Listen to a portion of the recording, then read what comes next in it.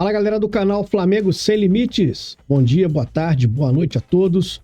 Eu sou Eduardo de Souza e este é o podcast do canal Flamengo Sem Limites.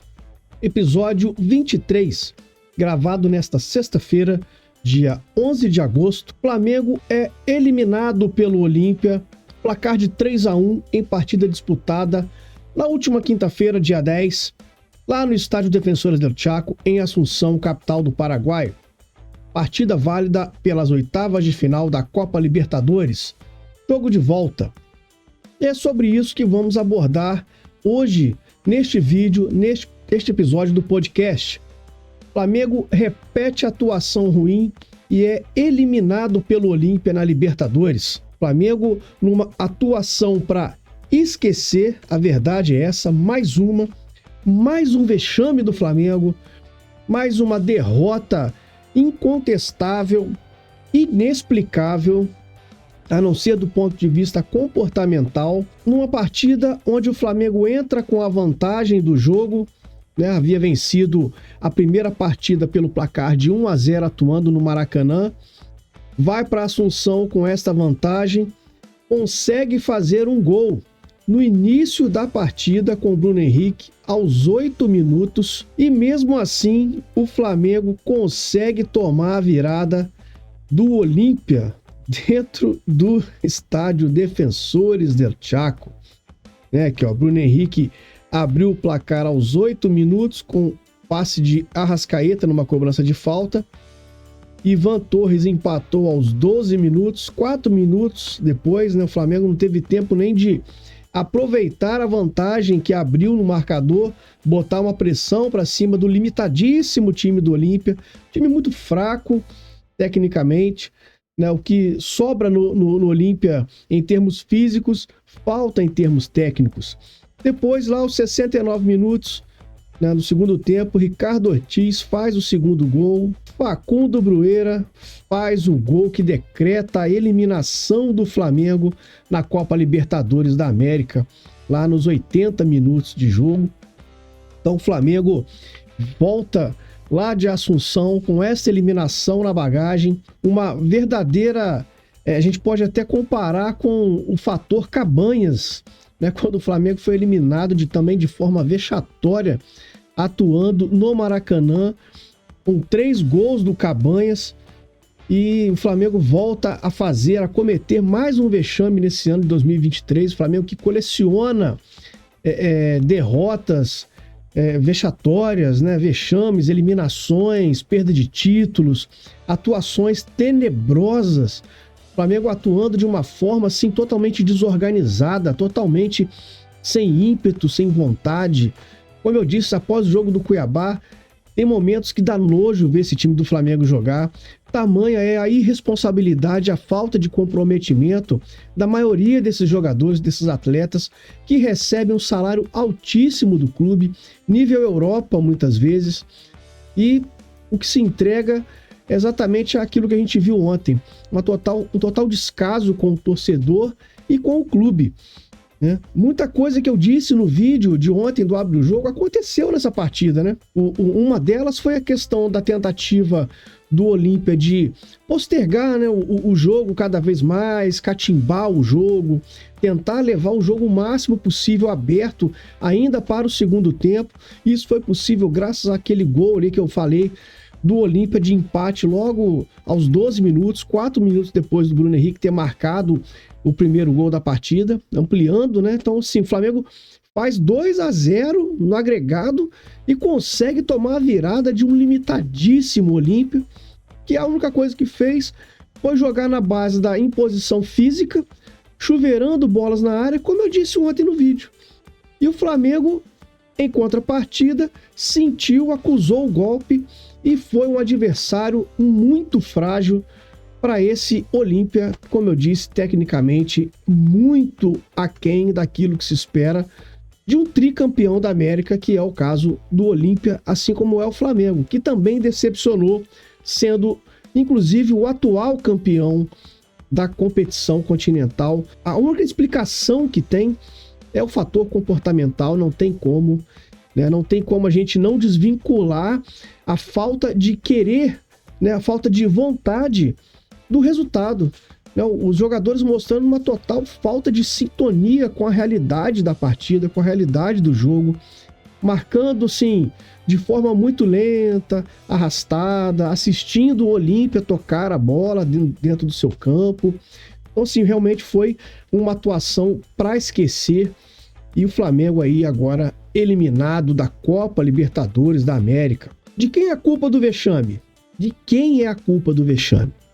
Eu começo, na minha opinião, enumerando jogadores, diretoria, técnico e parte da torcida do Flamengo. Aquela torcida gourmet do Flamengo também contribui para esse tipo de resultado que aconteceu ontem. Gera uma expectativa ou um sentimento de que esse time ganha a qualquer momento de qualquer adversário. Né? Acha que é o Mengão, o malvadão, que vai atropelar todo mundo. O futebol não aceita esse tipo de coisa. Né? Do outro lado, tem um time muito tradicional, que tem uma camisa pesada. Como eu disse, é um tricampeão da América também. Né? Não vive um bom momento financeiro, tal, mas é um time tradicional, é um time que tem camisa, é um time de peso, que tem uma torcida muito fanática e que ontem fez a diferença dentro do confronto. Botou pressão diferente da torcida do Flamengo, que em muitos casos, principalmente depois dessa gourmetização dos estádios, do Maracanã, principalmente da torcida do Flamengo, torcida que vai lá para ficar fazendo selfie e acendendo luzinha de celular, quando o Flamengo está empatando o jogo. Aconteceu isso contra o América Mineiro. Então, assim, essa torcida também tem a sua parcela de culpa, né? Que faz os afagos a determinados jogadores que não merecem ser afagados, não merecem ter o seu ego inflado. Eles já não estão entregando há muito tempo, já não entregam, já não dão retorno técnico há muito tempo, né? Esses jogadores que, para mim, são os maiores culpados desse tipo de situação que a gente tá vendo. O Flamengo jogando de uma forma totalmente antiprofissional e sem o comprometimento devido. E a diretoria, por outro lado, não cobra esses jogadores, não cobra como deveria. Né? Não é o chefe, o patrão, que cobra o resultado que tem que ser cobrado, porque é um esporte de alto rendimento. São salários altíssimos, é um custo muito elevado. Você manter um elenco desse do Flamengo, montar um elenco como esse do Flamengo, é muito dinheiro. É dinheiro do clube. E esses jogadores não têm o mínimo de respeito com a camisa, com a instituição, com a torcida que realmente tá do lado do clube, tá torcendo. Não é o cara que vai lá fazer selfiezinha, né? Ficar acendendo luzinha de celular quando tá empatando o jogo, não. Vaiando no intervalo quando o jogo nem acabou. Né? Essa galera bizarra também, né? Vou falar o português bem claro. É uma galera muito bizarra, que não tem a noção do que é um jogo de futebol, o que fica parecendo é isso. O cara compra um ingresso e acha que ele tem o direito de ver uma goleada. Ele quer ver uma goleada, ele quer ver o Gabigol fazendo 4 gols, ele quer ver o Pedro fazendo mais 3, o Arrascaeta fazendo mais 5. Se pudesse, essa galera ganhava todos os jogos de 20. Né? É porque é uma galera que não sabe o que é o futebol de verdade. A questão da camisa, da torcida, do respeito. Né? Você não ganha jogo de véspera, você tem que ganhar o jogo dentro de campo. E é isso que a gente não viu. Né? E o Sampaoli, em contrapartida, também tem culpa no cartório. Porque escalou errado. Mexeu errado. E ele também, esse silêncio, né? Essa falta de... Não é se o cara ser amigo. Mas, pô, você tem que ter um ambiente minimamente saudável, de convivência. E coisa que ele, pelo jeito, não está fazendo. Né? Tudo bem que esse elenco do Flamengo é mimadíssimo. Né? Nem o técnico para esses caras serve. Esse elenco, ou parte dele, né? Não todos, mas uma boa parte que venceu lá a Libertadores de 2019 com o Jorge Jesus, já colecionava vexame desde essa época. Ou vocês não se lembram do 3-0 pro Bahia com o Jorge Jesus? Ou vocês não lembram do 4-0 pro Santos de Sampaoli, inclusive? O técnico era o Jorge Jesus. Eliminação para o Atlético Paranaense no Maracanã, eu tava lá no jogo, eu vi. Não me contaram, eu vi, eu tava dentro do campo, na arquibancada. Era o Jorge Jesus o técnico. Então, passou o Domenech Torrent, foi goleada para a LDU de 5, de 4 para o Atlético Mineiro. O Renato Gaúcho foi eliminado da Copa do Brasil tomando de 3-0 do Atlético Paranaense, dentro do Maracanã. Perdeu a final da Libertadores com pichotada de Andrés Pereira e tudo mais. Rogério Ceni foi eliminado pelo Racing dentro do Maracanã, foi eliminado pelo São Paulo na Copa do Brasil. Então, assim, o Dorival, uma reta final de brasileiro ridícula, patética. Paulo Souza perdeu final pro Fluminense do Carioca, que poderia ser o 4º título consecutivo, coisa que o Flamengo nunca teve no Campeonato Carioca. Vitor Pereira, esse ano, perdeu tudo que podia e o que não podia. O Real Madrid pode esperar, sua hora vai chegar. Essa diretoria é patética. Assim como grande parte desses jogadores são patéticos.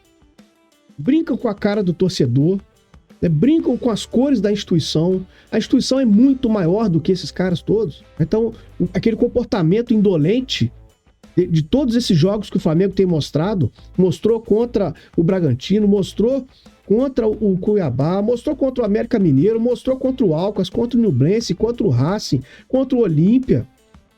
É uma sequência muito grande de comportamentos inaceitáveis. Então, o Sampaoli, ele errou também, ele também tem culpa no cartório. A folha salarial mensal do Olímpia, ela custa os salários do Gabigol e do Davi Luiz somados. Ou seja, o que os caras gastam para pagar salário em um mês, o Flamengo gasta para pagar o salário do Gabigol e do Davi Luiz, sabe? E jogadores que não se doam, jogadores que não se entregam, não competem dentro de campo, né? O Flamengo ontem, ele entrou com essa formação aqui, né? Eu trouxe no Abre o Jogo, que provavelmente seria o Léo Pereira, mas não foi o Léo Pereira e nem o Alan aqui como volante. Entraram Wesley, Fabrício Bruno, Davi Luiz, Felipe Luiz, muito mal no jogo de ontem. Aliás, ontem quem se salvou, na minha opinião, foi o Bruno Henrique, desses 11, e o Vitor Hugo, que entrou depois no segundo tempo. Só. O resto foi ladeira abaixo. O Thiago Maia, o Gerson, esse aqui então, ele não trota, ele nem trotar ele trota igual o Arão, ele caminha dentro de campo. Sabe, é uma vergonha um jogador que custou 16 milhões de euros, o cara se arrastar dentro de campo. Everton Ribeiro muito mal tecnicamente, Arrascaeta também outro muito mal, Bruno Henrique foi o único que tentou alguma coisa, o Gabigol isoladíssimo e também entrou naquele modo ficar reclamando.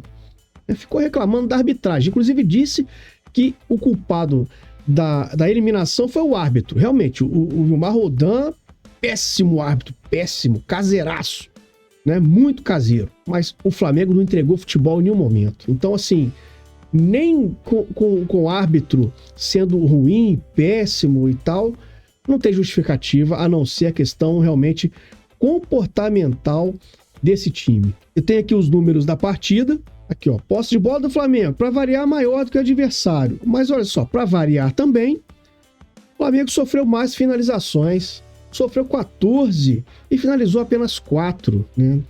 É muito pouco para um time que tem jogadores de alto nível. Então, assim, o Flamengo, ele não compete. Aqui, ó, o número de faltas. O Flamengo fez o mesmo número de faltas que o Olímpia. Assim, é muito bizarro. Essa eliminação é muito bizarra. O Flamengo troca passe pra caramba. 462 contra 362 do Olímpia. Mas não cria, né? Não cria oportunidades de gol. Aqui, ó, bola longa. Aqui, ó. Quantas bolas longas o Olímpia tentou? 57. Eu cantei essa pedra ontem, 21 cruzamentos. Eu cantei a pedra ontem no vídeo do Abre o Jogo, que isso aqui ia acontecer. Todo mundo sabia que isso ia acontecer. Só o Flamengo que não sabia, pelo jeito. Porque tomou 3 gols de cabeça. Uma vergonha completa, total. Fabrício Bruno pregado no chão, Davi Luiz idem. Matheus Cunha numa jornada terrível na noite de ontem.